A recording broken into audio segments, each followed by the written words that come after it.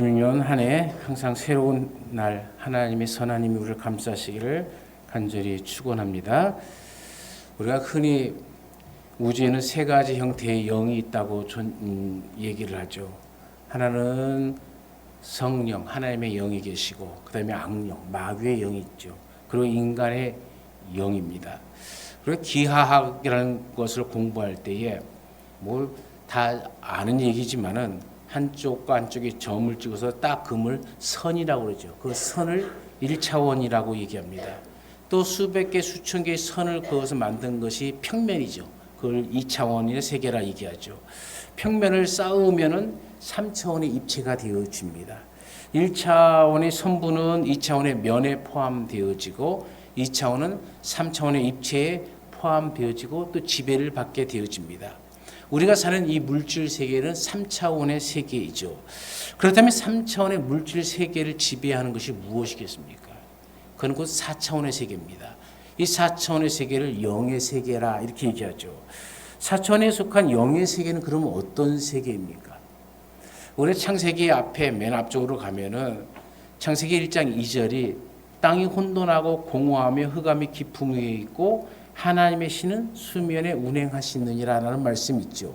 이 혼돈하다라는 말은 토후라는 말이고 공허하다라는 말은 보후라는 말입니다. 그러니까 토후 보후라는 히브리 말이 계속 나열되어 있는 겁니다. 이 혼돈하다라는 것은 형태가 없는, 질서가 없는 그냥 무질서의 혼돈을 의미하는 말이고요. 공허하다라는 것은 텅 비어 있는 상태를 얘기하는 겁니다. 이 토후 보후라는 표현은 단순히 비어있다라는 의미를 넘어서 질서와 목적이 아직 주어지지 않는 그런 상태를 말하는 겁니다. 흑암이 깊음 위에 있고라는 이 말, 어둠이라는 이 말, 이 호세크라는 말인데 단순히 빛이 없음을 뜻하는 말이 아니라 그 이상의 의미를 갖고 있죠. 이는 종종 혼돈, 두려움, 생명의 부재함을 말했을 때의 흑암이라고 얘기합니다. 이 성경 전체에서 어둠은 하나님으로부터 분리나 심판을 표현할 때 자주 쓰이죠. 우리가 출애굽기 10장 21절에 보면은 애굽에 흑암 재앙이 내렸다는 때 흑암. 이게 바로 이 말을 호세크라는 말을 씁니다. 또 요한복음 3장 19절에도 빛보다 어둠을 더 사랑했다라는 말을 쓸 때도 바로 이 단어를 사용하고 있죠. 또 하나님의 신이란 말은 히브리 말로 루아흐 엘로힘이라는 말입니다. 루아흐는 바람, 호흡, 영이라는 것을 다 포함하는 말입니다. 그러니까는 성령을 지칭하는 말이죠. 창조의 첫 단계에서부터 성령의 등장함은 창조의 이 창조가 성부 하나님의 계획 그리고 또 성령의 생명력으로 이루어졌음을 보여주고 한 걸음 더 나아가서 요한복음 1장 3절 말씀에 성자 그리스도가 말씀으로 개입함으로써 창세기 1장은 삼위일체의 조화로운 창조로 완성됩니다. 여기서 우리가 중요하게 볼 단어가 사실 이 앞단어들이 아니라 운행하시느니라라는 말입니다. 이 운행하신다는 말은 부드럽게 진동한다라는 거예요. 날개를 펴고 보호한다라는 말을 가지고 있습니다.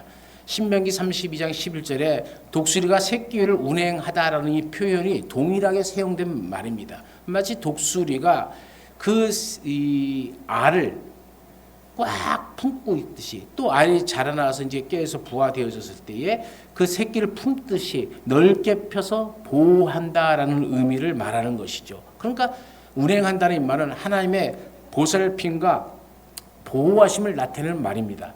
또 한 가지 더 뜻은 부화시키기 위해서 알을 품고 있다라는 이어져 가는 말이죠. 부화시키기 위해서 알을 품고 있는 모습. 다시 말하면 하나님이 기뻐하시는 하나님이 원하시는 이 질서의 창조의 꿈을 가지고 성령께서 알을 품고 부활을 기대하는 모습으로 있는 모습이 바로 운행하다라는 것이죠. 이 3차원의 세계에 하나님께 성령께서 4차원의 성령께서 혼돈하고 공허한 이 어둠에 있는 이 세상을 품으시고 부화하기를 기다리는 창조의 소망이 바로 이 안에 있는 겁니다. 이 안에 성령께서 하나님께서 인간의 미래를 아름다운 창조의 미래를 바라보면서 꿈을 꾸듯이 나아가는 모습이 바로 운행하시느니라는 말입니다. 하나님께서는 2026년을 오늘 우리에게 또 주셨습니다. 분명히 올 한 해 하나님께서 우리를 품어주시고 아름다운 이 한국교회의 미래를 열어주실 줄로 믿습니다. 이제 이런 하나님의 선한 일을 우리가 기대하면서 오늘 본문을 다시 한번 읽어봅니다. 또 여호와를 기뻐하라. 저가 내 마음의 소원을 이루어 주시리로다. 이걸 현대인의 성경으로 읽으면 조금 다른 의미로 들려집니다. 현대인의 성경에는 이렇게 번역을 해놨죠. 여호와 안에서 너희 기쁨을 찾아라. 그가 내 마음의 소원을 이루어 주실 것이다 라는 말입니다. 우리 이 말씀을 통해서 우리가 하나님의 은혜, 하나님의 비전, 하나님의 꿈을 이루는 삶을 살기 위해서는 그 은혜를 누리려면 그 첫 번째로 우리가 가져야 될 것이 여호와를 기뻐하는 것이 우선이라는 겁니다. 현대인의 성경으로 말로 찾아보면 여호와 안에서 너희 기쁨을 찾으라는 얘기입니다. 하나님 안에서 우리가 그 기쁨을 찾아가야 된다는 것이죠. 여호와를 기뻐하는 것, 그것이 우리의 모든 소원보다 앞서 있다는 겁니다. 우리가 여름철에 벌레를 쫓기 위해서 설탕물을 이렇게 딱 모아두면 벌레들이 꼬이죠. 팔이나 목이 단 거 좋아하는 것들이 꼬입니다.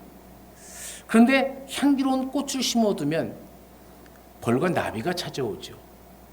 우리가 이 삶 속에서 이것 주세요, 저것 주세요, 우리의 소원을 아뢰는 것보다도 이런 소원만 나열하는 것봐도 이게 소원만 나열하다 보면은 벌과 나비가 오는 것이 아니라요, 벌레들이, 모기들이 들끓어요. 다시 말하면 사탄이 우리를 그것으로 넘어뜨리기 위해서 달려든다는 겁니다. 이루어지지 않아서 이루어짐으로 또 우리로 그것을 방탕하게 쓰게끔 만들어버리는 거죠.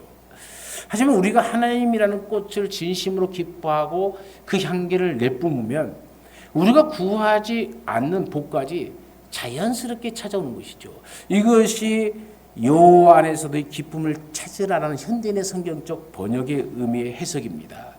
우리에게 어떤 조건이 주어져도 또 어떤 환경이 좋아져서 기뻐하는 것이 아니라 하나님 한 분만으로 만족하며 기뻐하는 그 단계를 얘기하는 거예요. 내 삶의 모든 것이 하나님으로부터 하나님으로 하나님 되게 하는 것, 그것이 바로 우리가 하나님의 향기를 뿜어내는 삶이죠.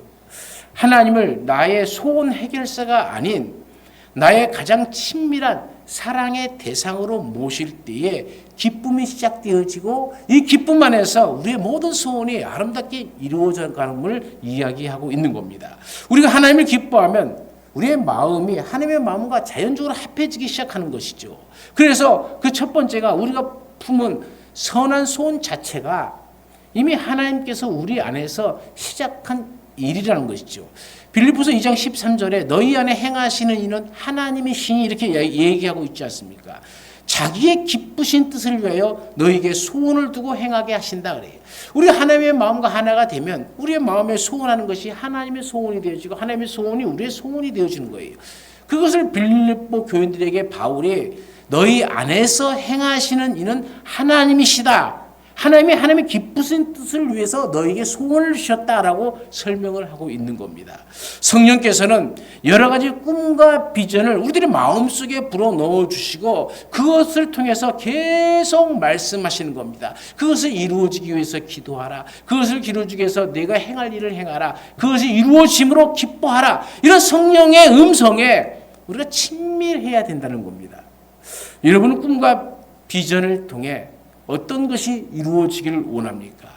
우리가 무엇보다도 우리의 마음의 소원 자체가 하나님이 우리에게 주시는 소원이 되어지시기를 간절히 축원합니다. 두 번째로는 하나님을 경외하는 삶이 먼저라는 겁니다. 하나님은 자기를 경외하는 자들에게 소원을 이루어 주시며 또 그들의 부르짖음을 들으사 구원하신다라고 시편 145편 19절에 얘기하고 있죠. 하나님을 의지하며 목표를 구체적으로 꿈을 꾸면은 우리의 자신의 미래가 그 안에서 같이 부화되어지는 겁니다. 목표를 향한 끊임없는 노력은 결국 좋은 결과를 나타내게 되어지죠. 물론 이 같은 모든 것은 하나님의 주권 속에 속해 있는 겁니다. 하나님의 뜻대로 살고자 하는 노력과 하나님을 전적으로 의지하는 믿음, 그것이 바로 하나님을 경외하는 삶이죠. 세 번째로는 우리가 주님 안에 거하는 것이 먼저입니다. 요한복음 15장 7절에 너희가 내 안에 거하고 내 말이 너희 안에 거하면 무엇이든지 원하는 대로 구하라 그리하면 이루리라 그래요. 우리는 원하는 대로 구하라 그리하면 이루리라는 말만 중요시 여기지 너희가 내 안에 거하고 내 말이 너희 안에 거한다는 말을 항상 잊어먹고 살아가요.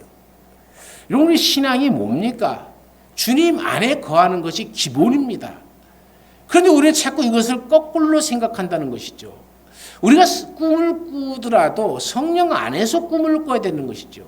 하나님께 귀하게 쓰임을 받고자 하는 소원을 가지고 있어야 된다는 겁니다. 그럴 때 우리가 개발하는 꿈들이 또 그 꿈들을 통해서 이루시는 하나님의 역사가 우리의 삶을 통해서 하나하나 다 부화되어지기 시작하는 것이죠. 성령께서 올 한 해도 우리들의 모든 꿈들을 다 이루어 주시기를 그래서 품고 있는 것이 아니라 이제 안에서 깨어서 부화되어지는 그 은혜의 역사를 베풀어 주시기를 간절히 축원합니다. 그럼 두 번째로 마음의 소원을 하나님의 주파수에 맞추어야 된다는 겁니다. 고아의 아버지라 불리는 조지 뮬러는 평생 5만 번 이상의 기도 응답을 받았다고 그랬죠. 책자라도 나와서 아마 서점에 가면 쉽게 찾아서 읽을 수 있을 겁니다. 근데 그의 비결이 무엇입니까?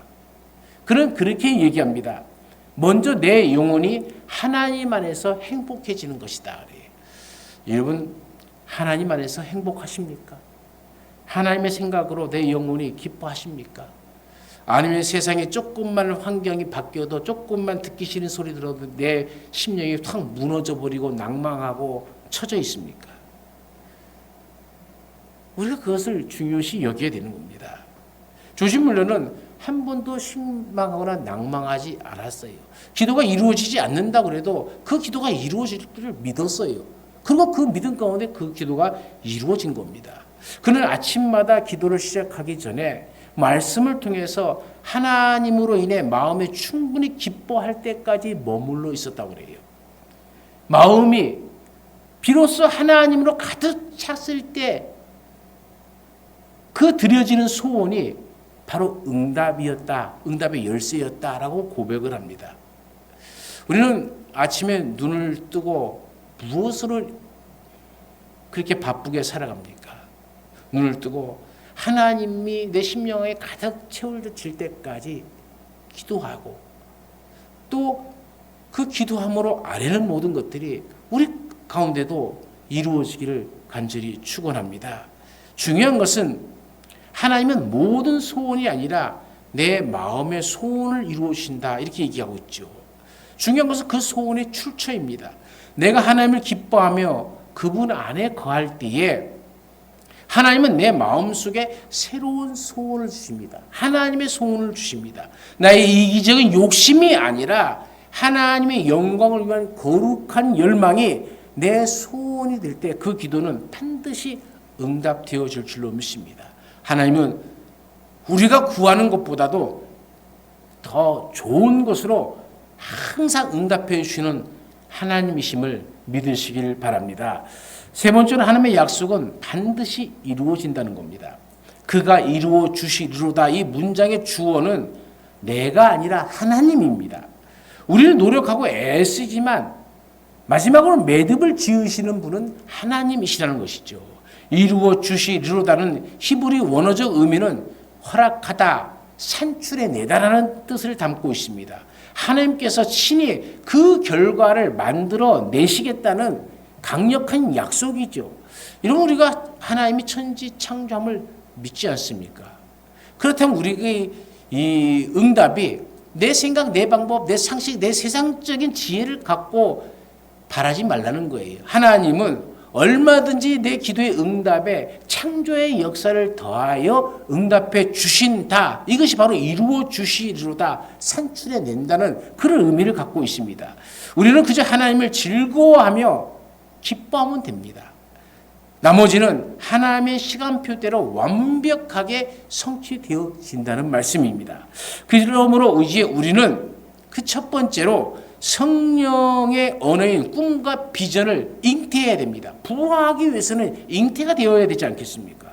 하나님은 3차원의 한계에 갇힌 우리에게 꿈과 비전이라는 4차원 도구를 주셨어요. 꿈과 비전은 성령의 언어입니다.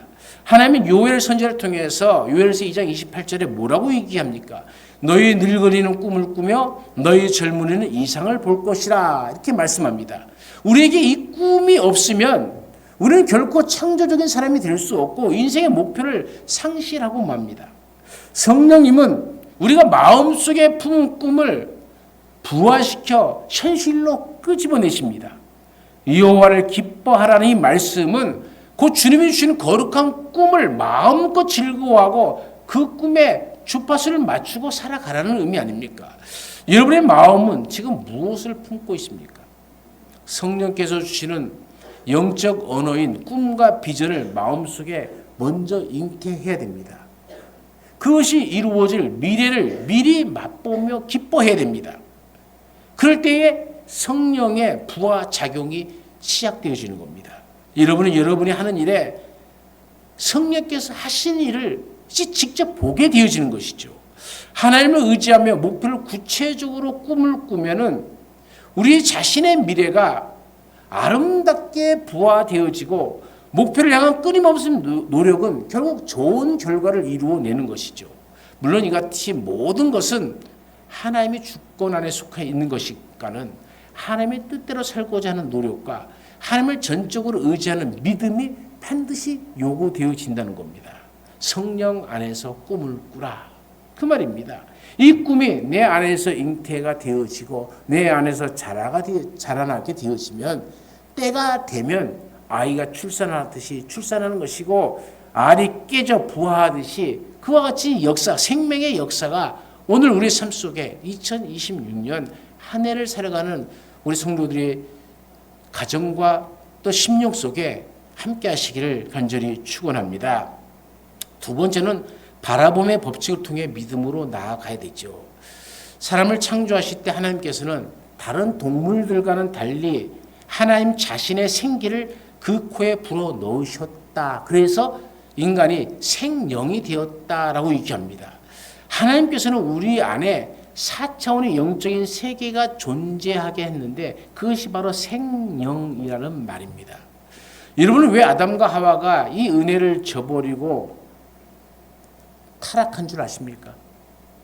사탄은 하나님의 형상대로 하나님의 모양대로 지음받은 인간의 마음속에 있는 이 4차원의 영적인 꿈과 비전은 분명한 결과를 산출할 수 있다는 것을 사탄은 알았어요. 그래서 사탄은 이런 전제하에 이것이 이루어지지 않도록 악한 수법을 사용합니다. 그는 하와를 깨어 이렇게 말하죠. 이리 와서 하나님의 금하신 저 나무에 달린 열매를 좀 보아라. 그것을 보는 것쯤은 아무런 해가 되지 않지 않겠느냐. 이리 와서 그냥 보기만 해. 하와는 뱀에 이끌려 그 나무 아래 가서 열매를 쳐다봅니다. 한 번만 보는 것이 아니라 몇 번을 계속해서 쳐다봤겠죠. 한 번에 넘어간 것이 아니라 수십 번을 계속적으로 받아보기 시작하니까는 이제는 달라 보이기 시작합니다. 여자가 그 나무를 본즉 먹음직도 하고 보암직도 하고 지혜롭게 할 만큼 탐스럽기도 한 나무인지라. 여자가 그 열매를 따먹고 자기와 함께 있는 남편에게도 주매 그도 먹은지라. 하와는 선악을 알게 하는 나무의 실과를 따먹기 전에 그 나무를 보았습니다. 계속 보는 겁니다. 그 열매를 바라보며 이전에는 하나님의 말씀을 생각했죠. 하나님 안에서 이루어지는 그 은혜, 그 풍족함을 생각하고 그 은총 속에 살았죠. 그러나 사탄이 유혹하는 그 말 속에, 다시 말하면 사탄의 생각으로 그 나무를 바라보는 순간에 그 나무의 실과는 이제 먹음직도 하고 보암직도 하고 지혜스럽고 탐스럽기까지 보이는 겁니다. 그러니 무슨 수로 안 따먹고 배길 수가 있겠습니까? 그게 좋아 보이고 그게 아름답게 보이는데 어찌 글로 가지 않을 수가 있겠습니까? 이제 그 실과를 따먹으면 무엇을 상상합니까? 사탄의 말을 들어보세요. 이것을 먹는 날에는 너희가 하나님처럼 될 것이다. 무엇을 상상합니까? 이제는 이 사탄의 말에 속아서 야, 이것을 먹으면은 내가 하나님처럼 될 수 있어. 나는 여기 있다가 저 순간에 나타날 수 없는데 하나님은 여기도 계시고 저기도 계시고 못하시는 일이 없어. 와, 내가 하나님처럼 된대. 온갖 상상의 나라를 펴가는 거죠. 이게 뭡니까? 사탄의 유혹 속에 빠져버린 겁니다. 4차원의 영적 세계는요, 선한 것뿐만 아니라 악한 것도 만들어집니다. 우리의 생각은 선한 생각만 하십니까? 악한 생각도 얼마든지 만들어내는 것이 우리의 생각 아닙니까? 하나는 나무에 달린 실과의 영상을 마음에 품고 상생의 나래를 펴고 깊이 들어가고 또 그것을 들어가는 순간 이제 눈만 감았다면 선악과가 왔다 갔다 하겠죠. 그러니 이제 육심으로 따먹으러 가려고 할 때는 그것이 지혜롭게 할 만큼 탐스럽게 보이기 시작하는 겁니다. 그 나무가 나를 끌어당긴다라고 생각하는 거죠. 하와는 이 상상에 사로잡혀 마침내 손을 뻗어 그 실과를 따먹게 되었고 남편에게도 건네주고 남편 역시 따먹고 마는 겁니다. 창세기 19장 17절에 보면은 이런 말씀이 있어요. 도망하여 생명을 보존하라. 돌아보거나 들에 머물지 말고 산으로 도망하여 멸망함을 면하라. 누구에게 한 말입니까? 바로 이 아브라함의 조카 롯과 그의 가족들에게 한 말 아닙니까? 뒤를 돌아보지 말라는 것은 큰 수고가 필요하지 않는 행위입니다. 그런데 롯의 아내는 이 명령을 무시하고 뒤를 돌아보았기 때문에 소금 기둥이 되고 말았잖아요. 그녀는 단지 돌아보았다는 한 가지 이유로 인해 처참한 심판을 받은 겁니다. 여러분은 하나님의 심판이 너무 가혹하다고 생각할지 모릅니다. 그러나 영의 법칙을 이해한다면 그렇지가 않습니다. 왜냐하면 그녀가 뒤돌아본 행동은 육신의 눈으로만 그냥 한번 뒤돌아보았을까요? 그게 아니죠. 그녀의 눈에 들어온 소돔과 고모라 성의 그 화려한 광경, 화려한 추억들, 그 거리마다 만들어졌던 이야기들, 사건들, 그 안에서 누렸던 부와 즐거움과 쾌락들, 그 모든 것이 내부에 들어와 상상력을 지배해버리는 겁니다. 그 순간 거기서 지냈던 이전의 생활에 대한 갈망, 그 갈망이 어디로 가겠습니까? 내가 이렇게 살기 좋은 곳을 하나님이 무너뜨리다니 결국 하나님 원망으로 가는 거예요. 그런 마음이 완전히 사로잡혔기 때문에 하나님의 심판이 임하고 마는 거죠. 하나님께서는 많은 사람들의 삶을 변화시키기 위해서 이런 성령의 언어들을 사용하셨죠. 아브라함에게 사용하신 성령의 언어가 있지 않습니까? 창세기 15장 5절 말씀에 하늘을 우러러 무뼈를 셀 수 있나 보라. 또 그에게 이르시되 내 자손이 이와 같으리라 라고 하잖아요. 아브라함은 하나님께서 하늘을 우러러 무뼈를 셀 수 있나 보라. 하늘을 쳐다봅니다. 별을 세기 시작합니다. 하나, 둘, 셋. 여러분 별을 몇 개까지 세어보셨어요? 하나, 둘, 셋, 넷, 다섯, 여섯, 일곱, 여덟, 아홉, 열, 막 치다 보면 정신이 없죠. 그런데 이것이 그냥 별이 아니라 내 자손이 이와 같을 것이라고 할 때, 지금은 100세 가까이 됐는데 아무 자식이 없잖아요. 그런데 하나님이 하늘의 별을 세어보라. 내 자손이 이와 같을 것이다. 아니, 그 별이 무엇과 연결되어지는 겁니까? 내 자손들과 연결되어지는 거예요. 내 자손들과 연결되면서 별 하나, 별 둘, 별 셋, 별 넷, 별 다섯이 아니라 큰아들, 둘째 아들, 셋째 아들, 넷째 아들, 손자, 손자, 증손주를 쭉쭉 막 하면서 이어지니까는 아브라함은 그 밤하늘에 반짝이는 수많은 별을 세는 동안 아무것도 자녀가 없는 지금 이 시간이 그에게는 하나님의 위대한 약속, 그 약속이 이루어지는 비전을 보게 되어지는 거예요. 반짝이는 별들이 이제는 그 비전 안에서 아브라함의 감동이 되어지고, 그래서 아브라함의 눈에는 눈물이 흘리고 그 눈물 사이로 다시 별빛을 볼 때 그 눈물과 별빛이 하면서 더 큰 하나님의 은혜가 비춰지고, 마치 그 별들이 나를 향해서 아버지 아브라함이요, 아버지 아브라함이요 이렇게 나오는 것처럼 큰 환상을 보게 되어지는 거예요. 꿈과 비전이 이렇게 하나님의 꿈과 비전을 그리며 살아가는 것이죠. 그럴 때에 아브라함은 의심이 사라지기 시작하는 겁니다. 마음속에 그 모든 꿈과 기름이 그대로 자리 잡기 시작하는 거죠. 그 영상들은 영적 비전과 꿈의 언어로서 이 4차원의 영적 세계에 역사하게 되어지는 겁니다. 여러분 4차원의 영적 세계에 역사하게 될 때 무슨 일이 일어납니까? 재창조의 역사가 일어납니다. 놀라운 일 아닙니까? 여러분 아브라함이 나이 100세입니다. 아브라함이 나이 100세 때 그는 늙어서 자손을 낳을 수 없다는 얘기입니다. 아브라함이 늙어서라고는 말이 나와요. 늙어서. 이거는 생식 기능이 끊어졌다는 얘기입니다. 또 사라에 대해서는 경수가 끊겼다라고 얘기합니다. 경수가 끊기면 애를 낳을 수 없죠. 남자나 여자나 아브라함이나 사라나 다 애를 낳을 수 없는 형편. 이제 사람으로서 더 이상 생존 본능을 행할 수 없는 그런 상태가 되어버린 거예요. 그런데 이 4차원의 영적 세계에서 4차원의 영적 꿈을 꿨더니 그들의 몸 안에서 새로운 영적 세계 재창조의 역사가 일어나기 시작하는 거예요. 아브라함의 꿈은 거룩하신 성령님의 역사에 의해서 재창조의 역사로 꿈틀대기 시작하고 이 알이 부화되어지기 시작하는 겁니다. 아브라함과 사라에게 성령의 언어인 비전과 꿈을 통해 아들 이삭을 낳게 하신 하나님께서는 오늘 우리 가운데도 이 4차원의 비전과 꿈을 가지고 사는 우리들에게도 창조의 역사를 이루어 주실 줄로 믿습니다. 두 번째는 야고보에게 사용하신 성령의 언어가 있죠. 창세기 30장 32절부터 43절까지의 얘기입니다.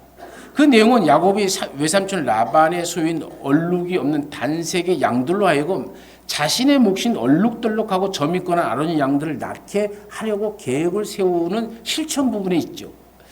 야곱이 외삼촌 라반의 집에서 무려 20여 년 동안을 뼈가 으스러지도록 일을 했습니다. 그러나 그동안 외삼촌은 그를 부려먹기 위해 계속적으로 계략을 꾸미고 수없이 품삯을 10번이나 속여 먹었습니다. 준다 하면서 안 주는 거예요. 고향으로 돌아가고 싶지만은 돌아갈 재산이 아무것도 없습니다. 또 자기에게 딸린 많은 아내와 자식들을 부양할 일은 남감하기만 하죠. 하나님께서 이런 야곱을 불쌍히 여기시고 꿈의 하나님의 사자를 통해서 4차원의 영적 비밀의 일부를 보여주시죠. 꿈에서 하나님은 원룸문이 있고 점이 있고 아롱주 순양이 양떼를 타고 있는 모습을 보여줍니다. 하나님께로부터 계시를 받은 야곱은 외삼촌에게 가서 말을 하죠. 외삼촌, 내가 예삼촌의 양떼를 두루두루 살피는데 이 아롱진 것과 점 있는 것 검은 것을 가려내어서 또 염소 중에 점 있는 것과 아롱진 것을 가려내서 이것은 내 품삯으로 하고 흰색이나 검은색이나 단색이면 외삼촌 거로 하십시오 라고 얘기하는 거예요. 이때 외삼촌은 뛸 듯이 기뻐했죠. 속으로 생각하기를 야 이제 이놈이 제게 제가 넘어가는구나. 라반은 두말 없이도 계약을 했습니다. 왜 계약을 했겠습니까? 알록달록진 염소나 양은 태어날 확률이 없습니다. 돌연변이를 어쩌다가 한 마리 태어날까 말까 하지 태어날 확률이 없는 거예요. 그러니 여러분 라반이 목축에 능한 사람 아닙니까? 야곱보다도 훨씬 더 목축에 능한 사람 아닙니까? 그런 전문가가 봤을 때에 야곱이 하는 수작은 이거 지가 지 발목 묶는 행위와 똑같은 거예요. 그러니 라반이 뭐 두말할 것도 없이 그 계약서에 사인을 하는 겁니다. 근데 그 후에 야곱은 어떻게 합니까? 버드나무와 살구나무와 신풍나무를 베어다가 칼로 껍질을 벗겨서 휘하고 흰무늬를 얼룩지게 만들어 놓습니다. 그리고 그 나뭇가지로 울타리를 만들어요. 튼튼한 양들이 물 마시는 구유 앞에 또 세워둡니다. 그곳에서 양들은 물을 먹고 마시고 새끼를 뵙니다. 그런데 그 후로부터 무슨 일이 일어납니까? 얼룩달룩하고 점 있는 아롱지 새끼, 양들 새끼, 염소들이 계속적으로 태어나기 시작하는 거예요. 어떤 할 일 없는 사람이 성경에 이 말씀이 정말 그런가 하고 실험을 해봤답니다. 버드나무, 살구나무, 신풍나무를 베어다가 껍질 내고 야곱이 했던 방식으로 똑같이 해갖고 이제 아롱진 염소, 아롱진 양들이 태어나기를 기다렸는데 한 마리도 태어나지 않더래요. 차이가 무엇일까요? 여러분, 야곱과 이 과학자가 증명하려고 하는 차이가 무엇이 있겠습니까? 겉으로 보기에는 다 똑같아요. 아무것도 없어요. 중요한 거는 이 사차원적인 영적 꿈을 가지고 있느냐 없느냐의 차이예요.